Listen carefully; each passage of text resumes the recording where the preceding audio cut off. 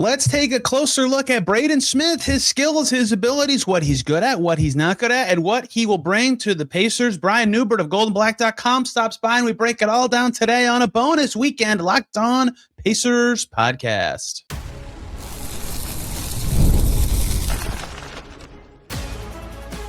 You are Locked On Pacers, your daily Indiana Pacers podcast, part of the Locked On Podcast Network, your team every day. What's up, everybody? Happy Friday / Saturday / weekend, whenever you're tuning in, and welcome into a bonus edition of the Locked On Pacers podcast, where we, of course, talk about the Indiana Pacers. As always, my name's Tony East. I cover the team for Forbes and Circle City Spin. And today, Brian Neubert from GoldandBlack.com, that's the On3 site covering Purdue, stops by. We're going to talk Braden Smith. Got to get some bonus content going over the weekends right now because transactions are flying, players are moving, and the Pacers have a new one. And Brian covered Braden Smith at Purdue, knows his game better than anyone. Perfect person to come on and talk about how he's such a good passer, what he learned at Purdue, the size limitations and how he has tried to overcome them so far, other skills that he has, and so much more context that I never could have had. Awesome conversation. Really hope you guys enjoy. Apologies for no guests this week. I was out of town for a couple days. Then the draft happened, and I'm recording at like 3 a.m. But we'll get back to many this weekend and back to it next week as free agency comes and transactions start to fly, including tomorrow once again. So thank you guys for bearing with me. Now let's just get right to it with Brian Neubert. All right, Brian Neubert from GoldandBlack.com is here. He's covered Braden Smith. He knows Purdue basketball better than just about anybody, and Braden Smith is now a Pacer. Of course, the big story of the week is they trade for pick 38 to get him. Brian, were you surprised? How does it feel to see Braden continue his pro basketball life here in Indy? Yeah, no, I was not surprised at all. The Pacers had been sort of signaling around Braden Smith for some time that they were going to make every effort to get him. The fact that they traded for him speaks to their investment in him. Obviously, his ties to Smith and his family run pretty deep, but this wasn't a family favor. I think that they're genuinely invested in him. I think they've seen his value. They've seen him develop over many, many years with the connections to Westfield and the social circles they share with Braden Smith and his family. And I think they're honest to God invested in the kid. They went out of their way to get him, and I think that speaks volumes. I think it was them or the Lakers when all was said and done. And I always assumed the Pacers would find a way to get it done, even without any picks, and that's precisely what happened. Yeah, Chad Buchanan touched on that yesterday at his media availability, talking about, yes, there is obviously that relationship part, but it's a team effort, and everybody had to be on board for this to happen, and they got it done with the Bulls. They were working on that package early to make sure they had a chance to pick somebody they liked. It fits a lot of their prior goals with two-way contracts and point guard depth and things of that nature. You know his game better than anybody. So, of course, the passing is the big part of this. And we can talk about the rest of his game in a second, but what to you over the years have you seen makes him such a just ridiculously good passer? Well, it's not specifically the passing. It's what he does to set up the passing. His mastery of manipulating secondary defenders and generating angles and just mastering what I call, I guess, the geometry of basketball is just unparalleled. It's probably 1% at the risk of overstatement, it's probably the top 1% in the world. He's just a point guard savant, and clearly he has watched basketball. He's studied basketball. He's immersed himself in basketball. But I think he's got something you're just born with in terms of his ability to manipulate people and generate the passes that have made him famous, and that he is. Had some great players at Purdue to play with, really brought that out. I think when Purdue kind of changed its offense a little bit his sophomore year to go into more ball screen stuff, I think that really played to his strengths, and that really made the record possible. I really unlocked Zach Edey too, just like it really afterwards unlocked Trey Kaufman-Renn. But I think that the NBA is a ball screen game, and I think that really showed off to NBA people his ability to make decisions, his ability to make really difficult passes look really easy, those cross-court skips to corner three-point shooters. That stuff looks routine because Braden Smith did it every single game. those are really difficult plays to make for any point guard. And, people talk about size, and those are difficult passes for any 5'10" point guard to make, but the size has shaped him. It has made him what he is. It has made him adaptable to anything. And I just think his ability to manipulate defenders and understand angles and things like that, on top of the ability to actually make the passes, is what's made him special. The scoring element opens up a lot of it too, because when they have to guard him as a scorer, he is exceptional at playing off of that and playing off the attention that he commands with his pull-up jumper. Two bigs he played with have been drafted, obviously, and I wonder, looking back, Chad Buchanan touched on the Purdue system yesterday, the ball screen stuff, how it translates to the NBA. How much did Painter change the way Purdue played because of Braden Smith, or was it always that way and he did a good job fitting into that style that NBA teams like to play? Yeah, I think Matt Painter, prior to Braden Smith, they'd started going to more NBA type stuff around 2019. I think when Carson Edwards was around, they did a little more ball screen stuff, but they were predominantly a motion offense, something that weaponizes everybody and just puts a premium on decision making and not necessarily dynamic guard play. I think when Braden Smith came along, he followed closely Jaden Ivey, who Purdue obviously had to do some things to feature his talents as well.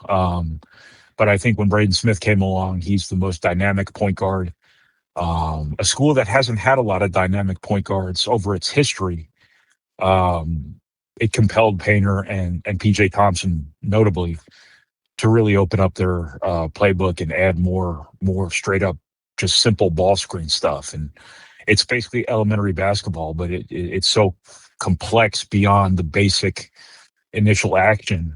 They just happen to have a point guard who could read the whole floor basically simultaneously. And, Purdue has stockpiled shooters, and that really opened things up. And Purdue happened to come across two big guys who were pretty damn good at it. Zach Edey, for being 7'8", whatever he was incredibly nimble, incredibly fluid as an athlete. And it was a natural fit for him. And he was a great pick and roll finisher, but they also used it for Braden Smith to use his otherworldly pivot foot to get post-ups, the Gortat kind of post-up stuff that has been a big part of what Purdue did and what has started creeping into the NBA.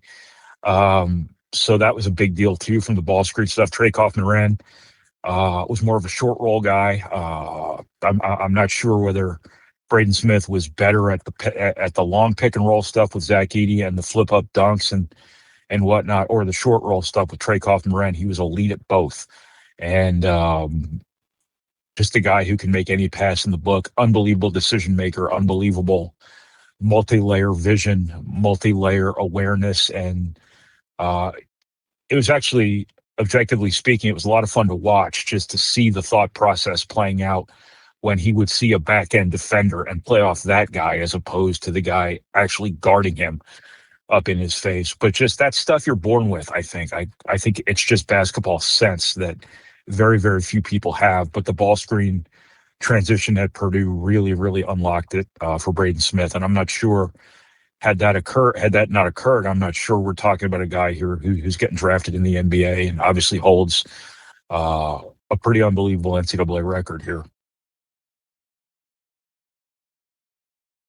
Everybody, quick break so we could talk about Game Time. There are more live events than ever worth seeing right now. Games, concerts, comedy shows, festivals, whatever you're into, they're out there.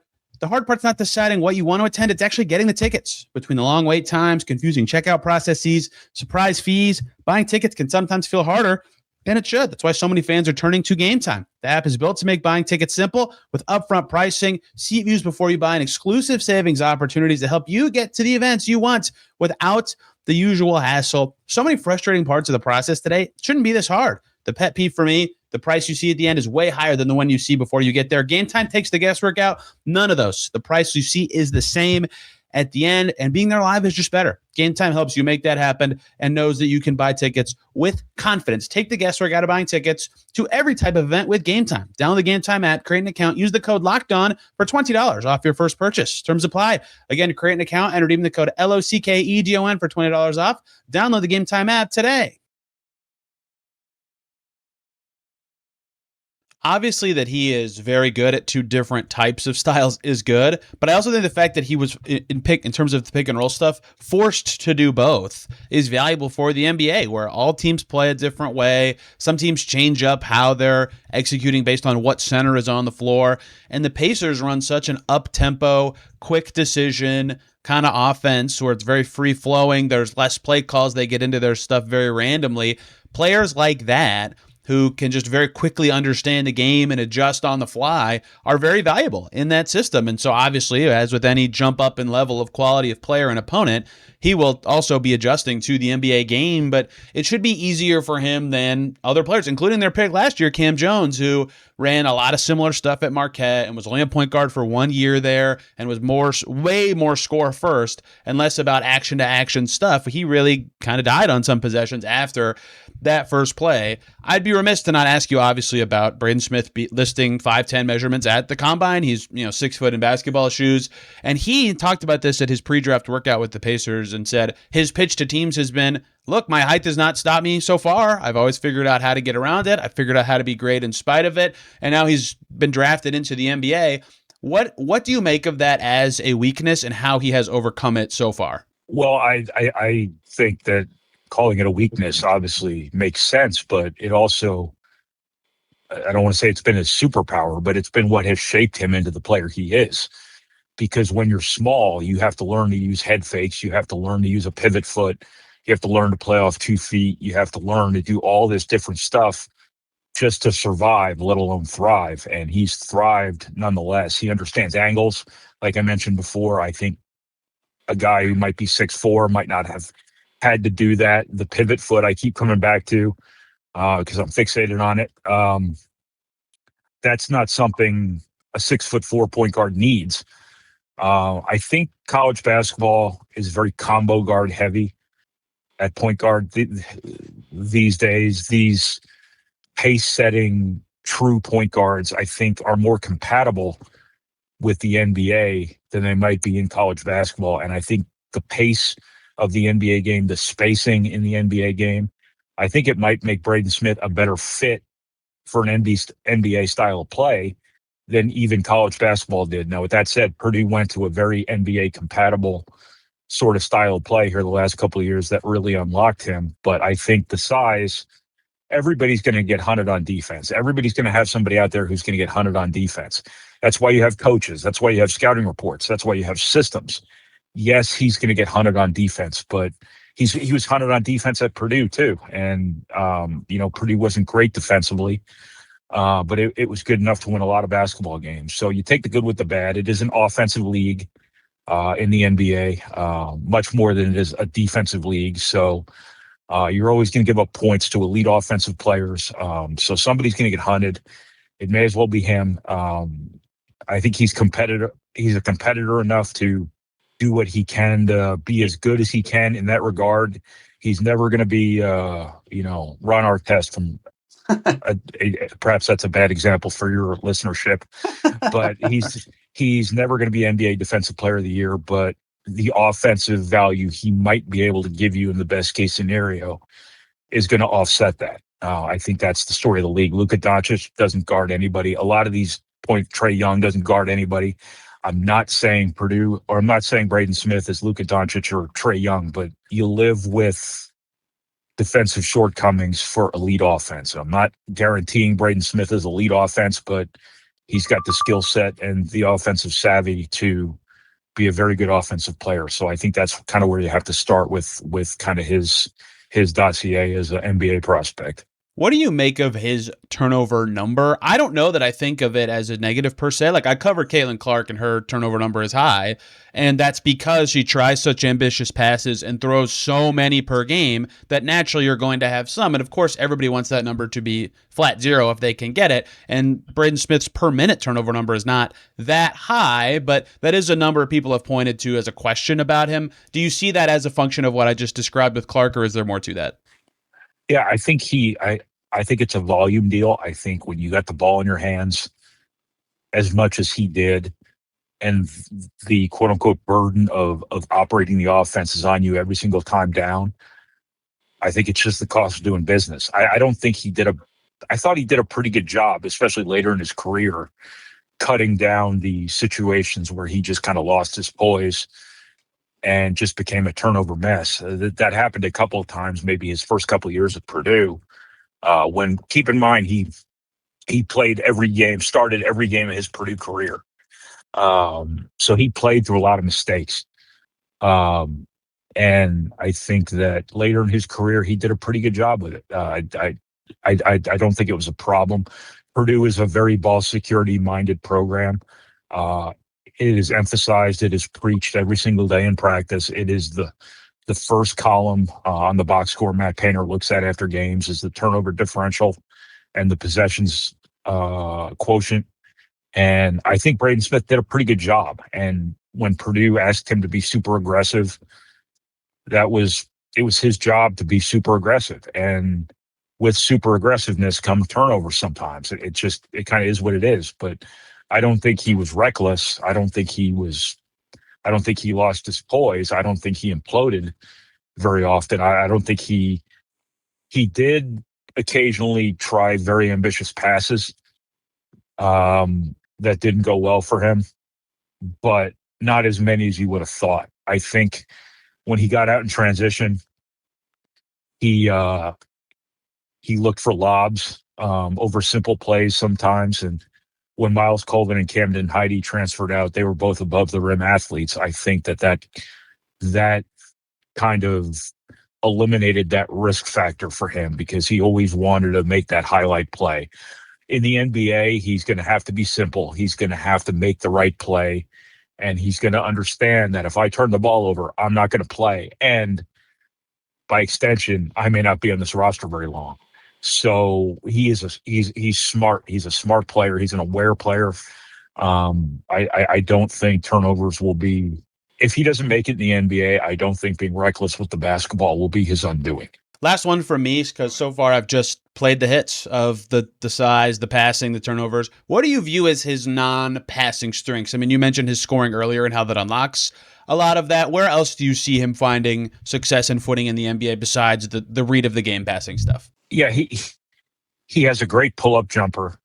I always kind of compared it favorably to Chris Paul. He has a great snake dribble. He has an excellent fadeaway off of one leg. All stuff you have to develop when you're small. So he has a pretty wide repertoire of jump shots he can get to. I don't know if he's going to be a get-to-the-rim guy in the NBA. He wasn't really all that big of a get-to-the-rim guy at Purdue. More of an opportunist in that regard when everybody drifted to the roll man and pick and roll. But I think he's tough. I think he's physical for a smaller player. And I think he's competitive. And I think when you look at his career story, he's always been, this is going to sound hokey, but he's always been overlooked because of what we just talked about, the size. People write him off. People doubt him, for lack of a better term. I think that's always pissed him off. And I think he is much better pissed off than he is content. And, truthfully, I think later in his Purdue career, he was a celebrity and there was a lot of big stuff going on around him. That NCAA record was a big deal. I think putting him back at the bottom of the pile again, where he has to scratch and claw and fight like hell just to make his place when no one is necessarily going to guarantee him anything, I think puts him in the situation where he has always been at his best.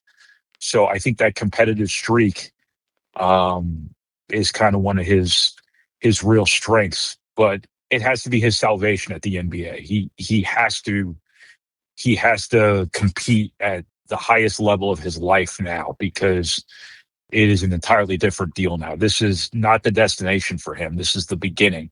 That's true of every second-round pick in the NBA. That's true of every undrafted free agent.